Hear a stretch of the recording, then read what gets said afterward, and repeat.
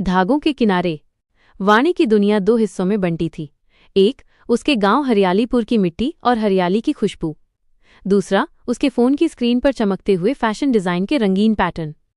आज नदी किनारे बैठकर उसने अपनी दादी रेशमी के पुराने कपड़ों को खोलकर देखा। हर साड़ी में दादी के हाथों का स्पर्श था और एक कहानी थी, सालों पुरानी, सोंधी मगर सुंदर।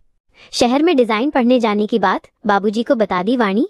दादी ने बुनी हुई टोकरी को देखते हुए धीरे से पूछा। वाणी ने लंबी सांस ली। नहीं दादी, वो कहते हैं मिट्टी को मत छोड़ो।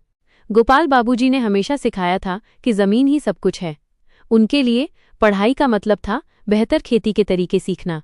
उनके कमरे की दीवार पर अब भी पुराने हल और बीज के पैकेटों का कैलेंडर टंगा था। वाणी चुपके से अपनी डिजाइन की कॉपी को बंद करके रात को छत पर आती।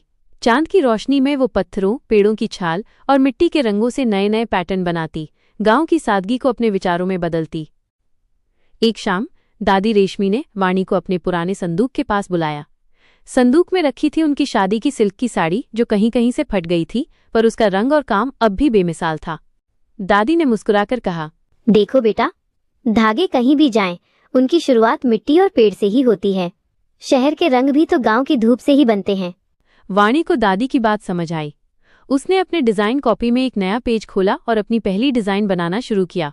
उस साड़ी के फटे हुए टुकड़ों को इस्तेमाल करके एक मॉडर्न जैकेट का खाका। अगले दिन उसने बाबूजी से कहा कि वो डिजाइन पढ़ने जाएगी, लेकिन उसकी प्रेरणा हमेशा गांव ही रहेगा। मैं मिट्टी को नहीं छोड़ रही बाबूजी, मैं बस उसे नए धागों में बांधना चाहती हूँ। बाबूजी ने लंबी चुप्पी के बाद धीरे से सिर हिलाया। वाणी ने जान लिया कि ये चुप्पी ही उनकी सहमति है।